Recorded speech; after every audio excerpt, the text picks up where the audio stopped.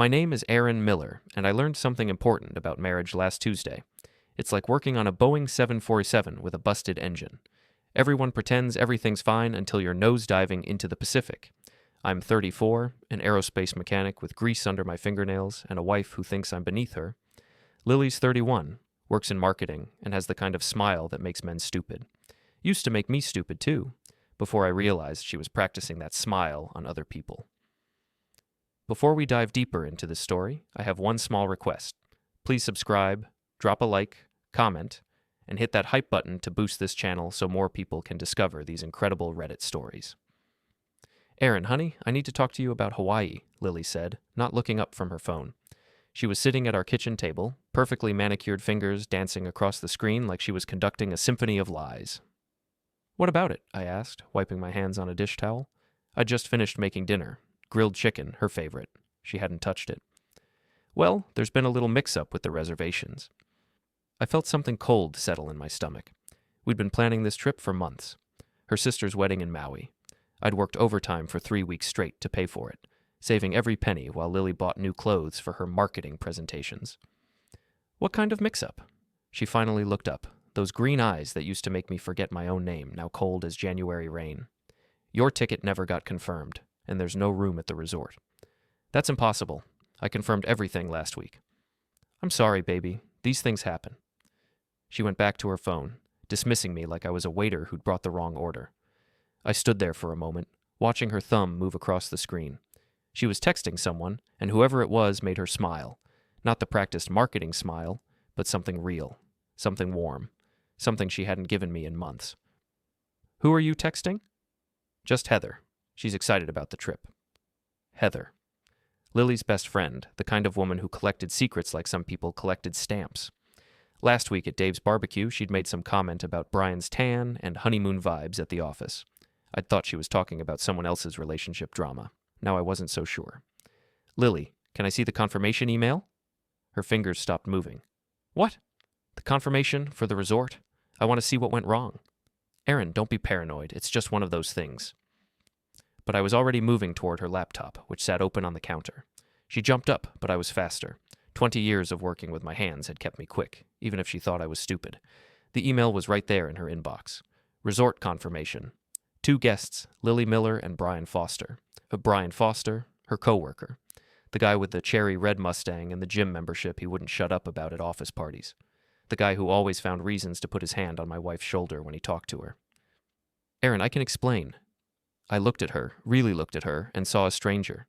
This woman I'd loved for 6 years, married for 4, had just tried to steal a vacation from me to take with her boyfriend. Not just any vacation, her sister's wedding. She was going to parade him around our family like he was her husband. No need to explain, I said, closing the laptop. These things happen. She blinked, surprised by my calm tone. You're not angry? Why would I be angry? You're right, mix-ups happen all the time. That night, I lay in bed listening to her breathe, planning. Lily thought she was clever, thought she was dealing with some blue-collar idiot who'd roll over and take it. She had no idea what kind of mistake she'd just made. By morning, I was gone. I left like smoke in the wind. Cleaned out our joint savings account, all of it my money anyway, since Lily spent her salary on clothes and spa treatments. Quit my job with a simple email to my boss. Family emergency. Won't be back. Packed a single bag and walked out of our house while Lily was getting her nails done for Hawaii. Left my phone in the aquarium at the ferry terminal downtown. Seemed poetic somehow, watching it sink between the fake coral and plastic treasure chest. For the first time in months, I could breathe. I rented a cheap motel room across town and watched the news coverage of a missing persons case that wasn't really missing, just a man who'd finally had enough. Dave called the motel 3 times looking for me. I didn't answer. Meanwhile, Lily was living her best life in paradise. I know because I created a fake social media account and watched her post pictures. Lily and Brian on the beach, Lily and Brian at dinner, Lily and Brian at her sister's wedding, him in a rented tux, her in the dress I'd helped her pick out. The comments were brutal. Her coworkers knew exactly what they were looking at. Isn't that Brian from accounting? Where's Aaron? Awkward. But the best part was Heather's big mouth.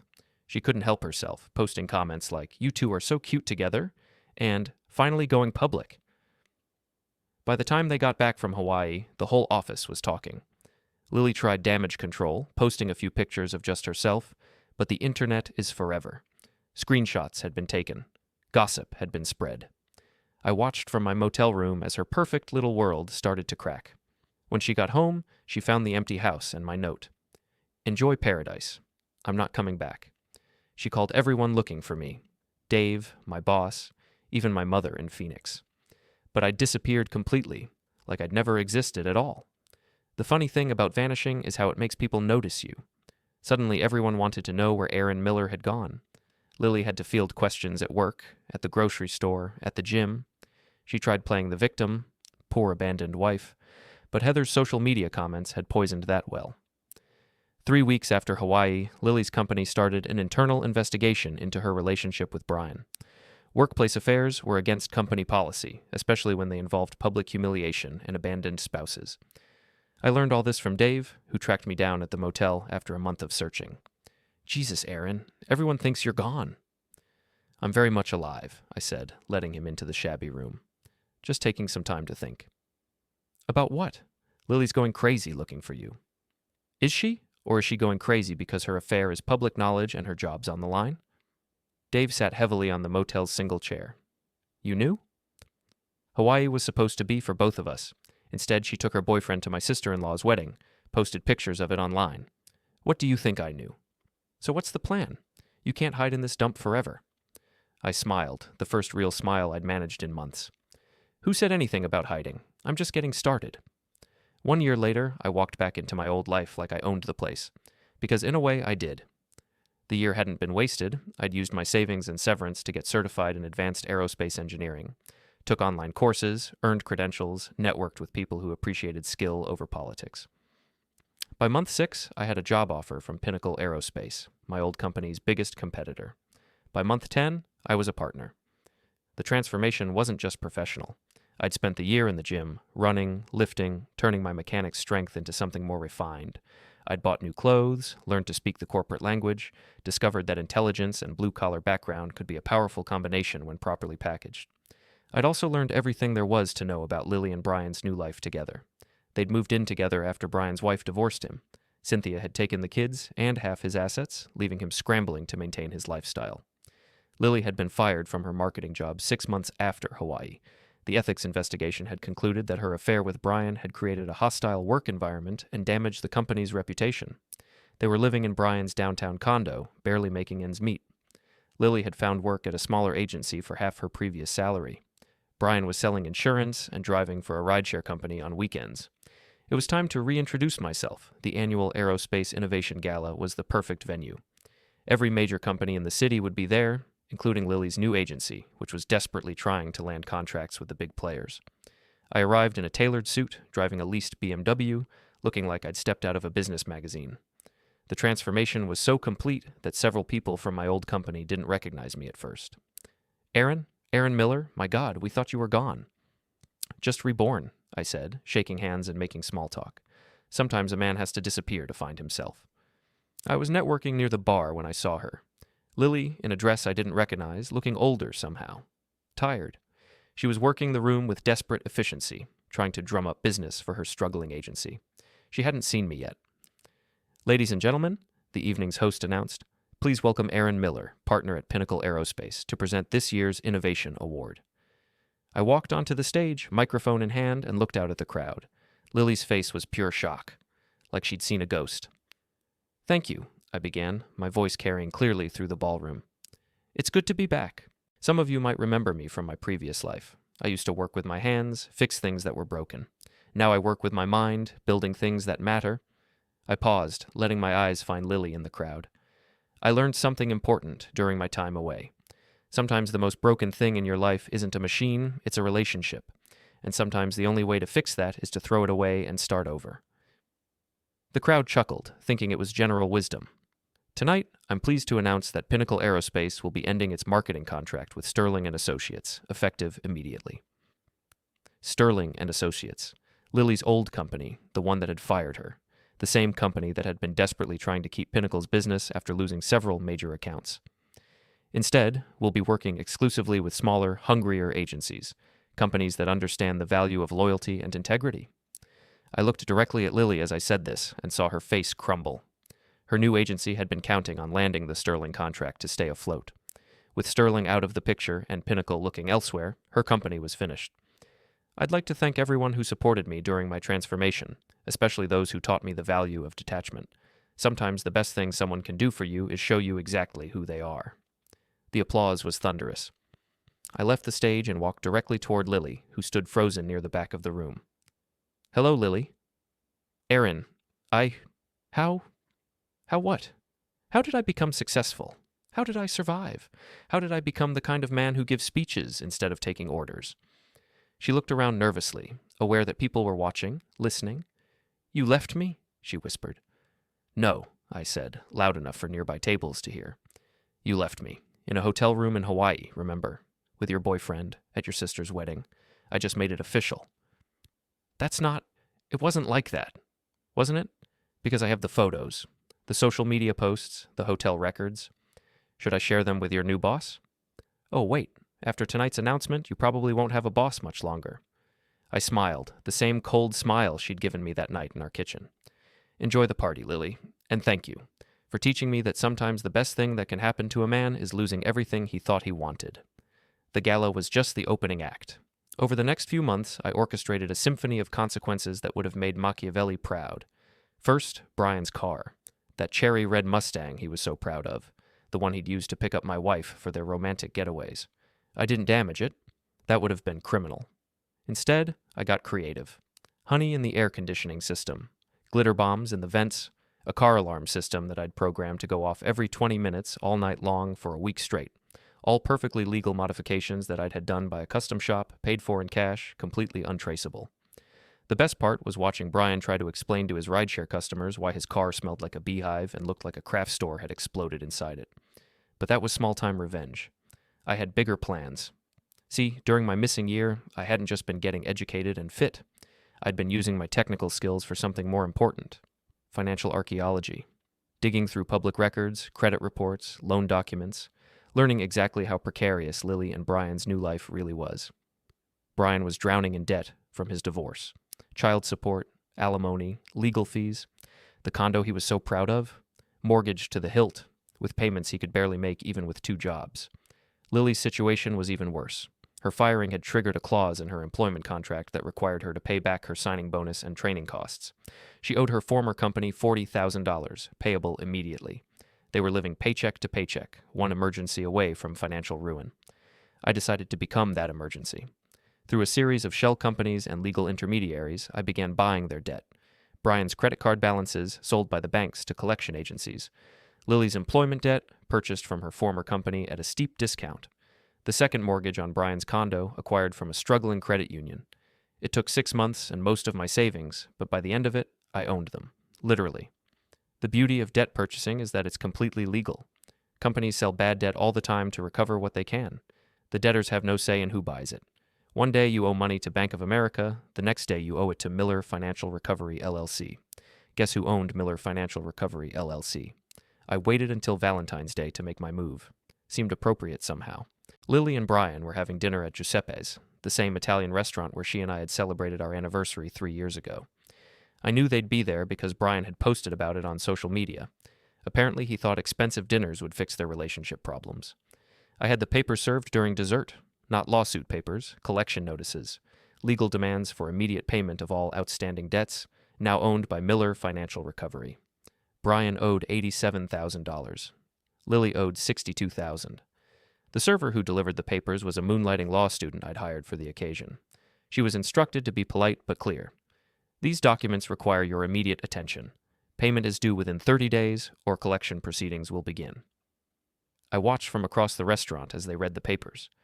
Brian's face went white. Lily started crying. Other diners began staring as their romantic evening turned into a financial nightmare. Brian tried to pay the check, but his credit card was declined. Then the second one. Then Lily's. I'd had their credit frozen that morning. They ended up washing dishes to pay for their meal. The restaurant manager was understanding. "These things happen," he said, but I could see the humiliation in their faces as they scrubbed plates in the kitchen while other couples enjoyed their Valentine's dinners. The local food blogger happened to be there that night. Her post the next day was titled, "When Romance Goes Wrong, the Couple Who Couldn't Pay at Giuseppe's." It included photos. The post went viral. Within a week, Ser Giuseppe's couple was trending on social media. Lily and Brian had become a cautionary tale about living beyond your means. The comments were brutal. Isn't that the woman who cheated on her husband in Hawaii? Same couple. She dumped her husband for this guy, and now they can't even afford dinner. Karma is real, people. But I wasn't done. Not even close. By spring, Lily and Brian were living in a nightmare of my creation. Every aspect of their lives was under assault, and they didn't even know I was behind it.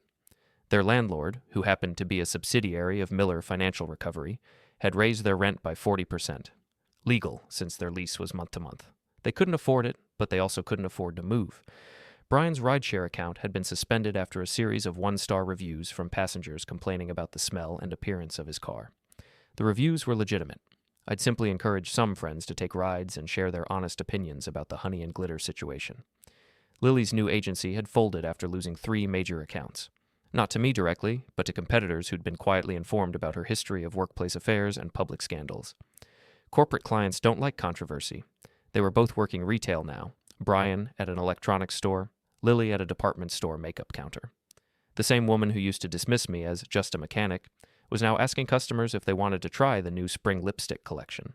But they still didn't know it was me orchestrating their downfall. As far as they knew, Aaron Miller had vanished into thin air and they were just having a run of bad luck. It was time to change that. I arranged a meeting through intermediaries. Miller Financial Recovery was willing to discuss a payment plan for their debts, but only if both parties appeared in person. The meeting would be held at a downtown office building in a conference room I'd rented for the occasion. Brian thought it was a job interview. I'd had my assistant call him about a financial services position that paid enough to solve all their problems. Lily thought it was about reconciliation. She'd received a message saying that Aaron Miller wanted to discuss their marriage and financial obligations. They arrived separately, 15 minutes apart, and were shown to the same conference room. I let them sit there together for 20 minutes, wondering what was happening, before I walked in. "Hello, Lily. Brian." The shock on their faces was worth every penny I'd spent on revenge. "Aaron?" Lily stood up, her voice barely a whisper. You're behind this." "Behind what? Your debt?" "No, that's all you. I just bought it." Brian was slower to understand. "Bought what?" "Your debt, all of it. Credit cards, loans, back payments. I own everything you owe, which means I own you." I sat down across from them, opened my briefcase, and pulled out a stack of documents. "Let's see. Brian, you owe $87,432. Plus interest and fees, we're looking at about $95,000. Lily, your total is $62,850, plus penalties for late payment. Call it $70,000. "That's impossible," Brian said. "You can't just buy someone's debt." "Actually, I can. It happens every day. Banks sell bad debt to collection agencies all the time. I just happen to be a very specialized collection agency." I slid a business card across the table. "Miller Financial Recovery, LLC, that's me." Lily was staring at me like I was a stranger. "You did this. The restaurant, the job losses, the rent increase, that was all you. The debt was all you. I just consolidated it, made it more efficient." "This is insane," Brian said, standing up. "You can't destroy people's lives because your wife left you." "Left me?" I laughed, a sound with no humor in it. "She didn't leave me, Brian. She tried to steal a vacation from me to take with you. There's a difference." "That was a mistake?" "No, that was a choice. You both made choices. I'm just helping you live with the consequences." I opened another folder, pulled out photographs, screenshots of their Hawaii posts, hotel receipts, text messages between them that I'd recovered from Lily's old phone, which she'd carelessly traded in without wiping the memory. "You planned it for months. The affair, the trip, the humiliation. You thought you were dealing with some stupid mechanic who'd just take it and move on." "Aaron, please," Lily said, tears starting to flow. "I'm sorry. I made a mistake. I was confused, and Brian was there, and you decided I wasn't worth a conversation. You decided I wasn't worth honesty. You decided I was worth less than a vacation with your boyfriend." I stood up, walked to the window, looked out at the city where I'd rebuilt my life. Do you know what the worst part was? Not the affair, not the lies. It was the assumption that I was too weak, too stupid, too worthless to fight back. I turned back to them. But here's the thing about underestimating people. Sometimes they surprise you. Brian was getting angry now, the way weak men do when they're cornered. So what? You're going to ruin us forever. Over what? Hurt feelings? Over what you stole from me. Not just money or a vacation. You stole my dignity, my sense of self-worth, my ability to trust. So yes, I'm going to ruin you. Completely, legally, thoroughly. There has to be something we can do, Lily said. Some way to make this right. I pretended to consider it. Actually, there is one option. They both leaned forward, hope flickering in their eyes. You can pay what you owe in full, today. The hope faded. We don't have that kind of money, Brian said. Then I guess we're done here. I packed up my documents, headed for the door. Aaron, wait, Lily called. What happens now? I paused, hand on the doorknob. Now? Now you get to experience what it feels like when someone with more power than you decides your life doesn't matter. 3 months later, everything came to a head in the most public way possible. I'd been patient, methodical, letting the pressure build slowly. Brian and Lily had been evicted from the condo, were living in a cheap apartment across town, both working minimum wage jobs, trying to stay afloat while their debt to me accumulated interest at the maximum legal rate. They'd hired a lawyer, tried to fight the debt collection, but everything I'd done was completely legal. Predatory, maybe. Ruthless, certainly, but legal.